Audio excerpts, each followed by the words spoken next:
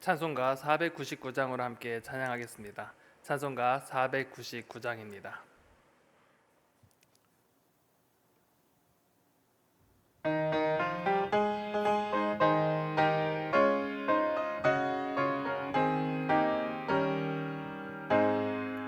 흑암에 사는 백성들을 보라. 수많은 심령 멸망하겠네. 그 누가 갈까? 주의 복음 들고 생명을 구원하는 곳으로. 큰 권세 주께 있으니, 큰 권세 주께 있으니, 너는 가서 주의 복음 전하라. 주가 너 항상 지키리라.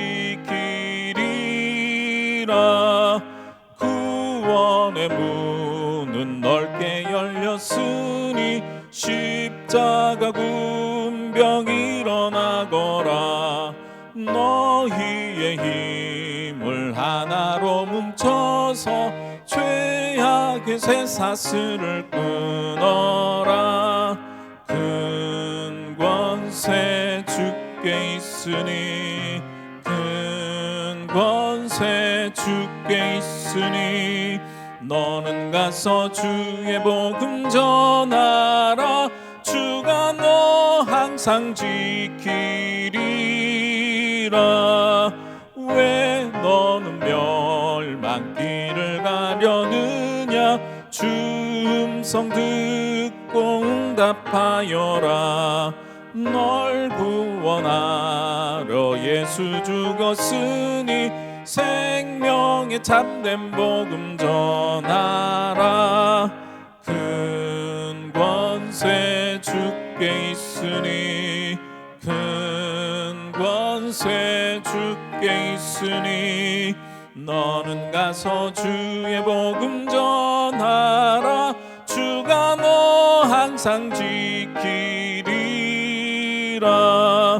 온 천하 만민 승리의 그날에 영광과 찬송 주께 드리네. 속죄함 입어 구원받았으니, 기쁘게 할렐루야 부르세. 큰 권세 주께 있으니, 큰 권세 주께 있으니, 너는 가서 주의 복음 전하라. 주가 너 항상 지키리라.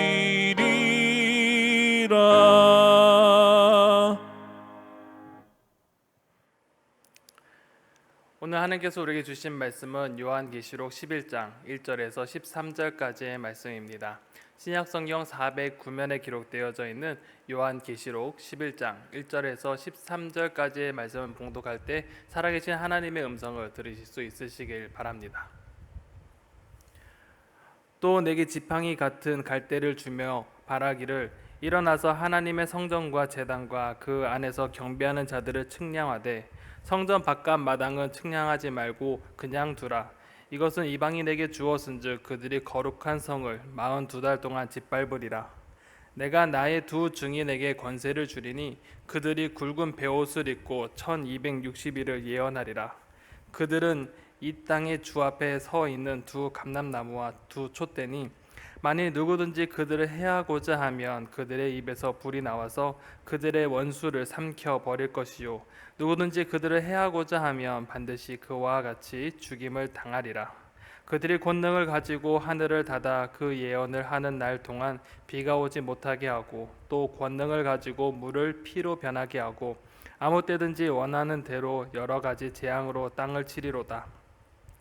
그들이 그 증언을 마칠 때 무적행으로부터 올라오는 짐승이 그들과 더불어 전쟁을 일으켜 그들을 이기고 그들을 죽일 터인즉, 그들의 시체가 큰 성 길에 있으리니, 그 성은 영적으로 하면 소돔이라 하고 애굽이라고도 하니, 곧 그들의 주께서 십자가에 못 박히신 곳이라. 백성들과 족속과 방언과 나라 중에서 사람들이 그 시체를 사흘 반 동안을 보며 무덤에 장사하지 못하게 하리로다. 이 두 선지자가 땅에 사는 자들을 괴롭게 한 고로 땅에 사는 자들이 그들의 죽음을 즐거워하고 기뻐하여 서로 예물을 보내리라 하더라. 3일 반 후에 하나님께로부터 생기가 그들 속에 들어가매 그들이 발로 일어서니 구경하는 자들이 크게 두려워하더라. 하늘로부터 큰 음성이 있어 이리로 올라오라 함을 그들이 듣고 구름을 타고 하늘로 올라가니 그들의 원수들도 구경하더라. 그때 큰 지진이 나서 성 10분의 1이 무너지고 지진에 죽은 사람이 7천이라. 그 남은 자들이 두려워하여 영광을 하늘의 하나님께 돌리더라. 아멘. 요한계시록 10장부터 오늘의 본문에 이르기까지 이 부분은 삽경에 해당되는 부분으로서 고난의 시기, 교회가 감당해야 될 사명이 무엇인지를 우리 가운데 보여주고 있습니다.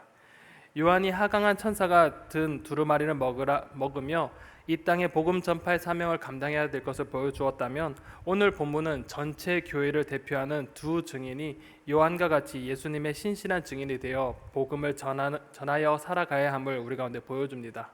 오늘의 본문은 크게 두 가지의 내용으로 담겨져 있습니다. 첫 번째 1절에서 2절에는 성전의 보호와 박해에 대한 내용과 함께 두 번째는 두 증인의 사역이 기록되어져 있습니다. 이제 본문을 자세히 한번 살펴보도록 하겠습니다. 첫 번째, 성전의 보호와 박해입니다. 1절에 보면 요한에게 지팡이와 같은 갈대를 받게 됩니다.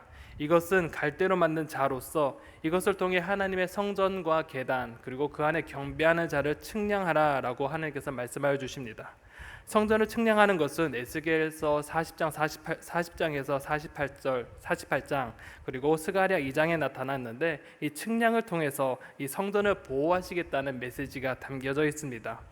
이처럼 하나님께서는 요한에게 성전과 예배한 자를 세워보고 또한 그들을 보호하시겠다라고 말씀하시는 것입니다.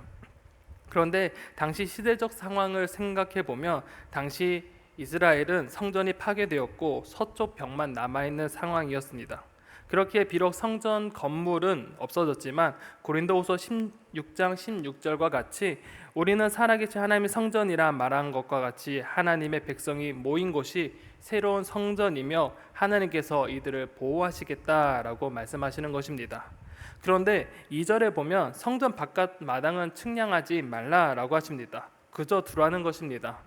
이곳은 이방인들이 포함된 성전 외곽 지역으로서 이곳을 이방인에게 내어주어 짓밟힘을 당하게 할 것이다 라고 말씀하십니다. 이는 교회가 세상으로부터 고난을 받게 될 것을 의미합니다. 그런데 그때가 42달로 정해져 있음을 말씀해 주십니다. 42달이란 것은 곧 1260일로 약 1260일로 3년 6개월간을 나타냅니다. 이것은 다니엘서에 나오는 한때, 두때, 반때를 나타내는 기간으로서 이것이 문자적인 수가 아니라 상징적인 수로서 일정한 기간, 이 정해진 기간 동안만 이 성도들이 핍박을 당하게 될 것을 의미합니다. 그러나 중요한 것은 이들이 핍박을 당한다 할지라도 1절과 같이 하나님께서는 그들을 보호하시고 지키신다 약속하셨기에 성도들은 약속을 붙들고 이 고난을 이겨내야 되는 것입니다. 이렇게 성전 측량을 통해 핍박에도 하나님께서 보호하시겠다함을 보여주시면서 이와 관련된 두 증인의 이야기를 우리 가운데 들려주십니다.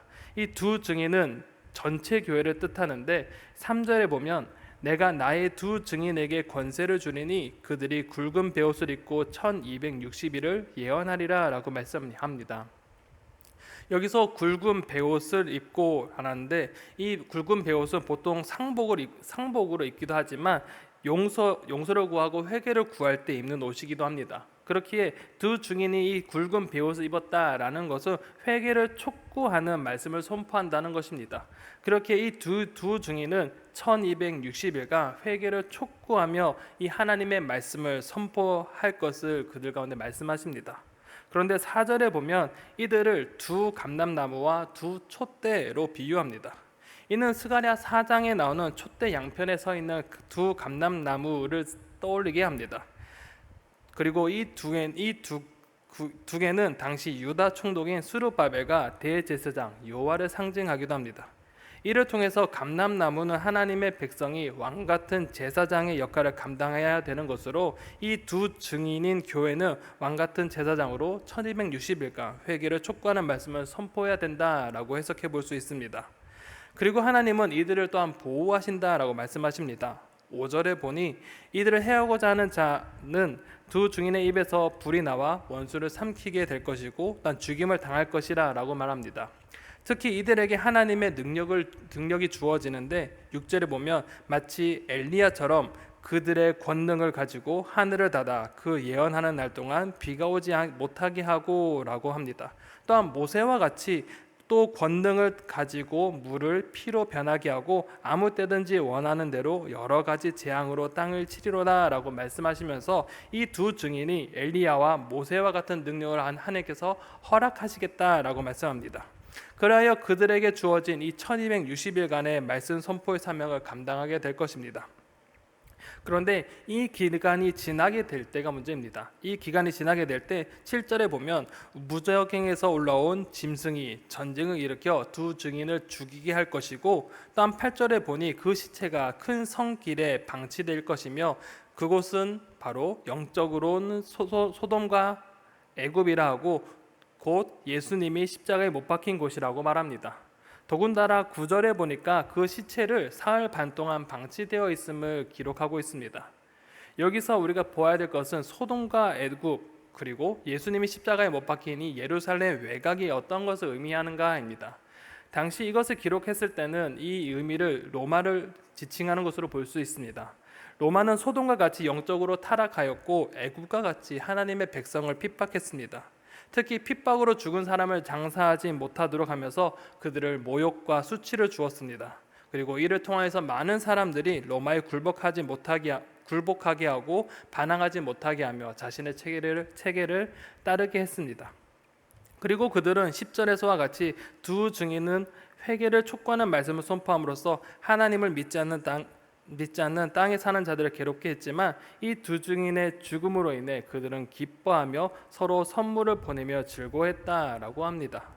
하지만 그들의 즐거움은 잠시 단 3일 반밖에 되지 않았습니다. 11절에 보면 하나님께서는 마치 에스겔의 마른 뼈 환상과 같이 3일 반 후에 죽은 두 증인에게 생기를 넣어주시고 살아나게 하셨습니다. 또한 이를 본 많은 이들이 크게 두려워했다라고 합니다. 그리고 12절에 보면 엘리야와 같이 그리고 예수님처럼 하늘에서 그들을 부르는 소리와 함께 부활한 두 증인이 구름을 타고 하늘로 승천하는 것을 원수들이 보게 되었다라고 기록합니다. 이후 13절에 보면 그때 큰 지진이 나서 성 10분의 1이 무너지고 지진에 죽은 사람이 7천이라 그 남은 자들이 두려워하여 영광을 하늘의 하나님께 돌리더라라고 합니다.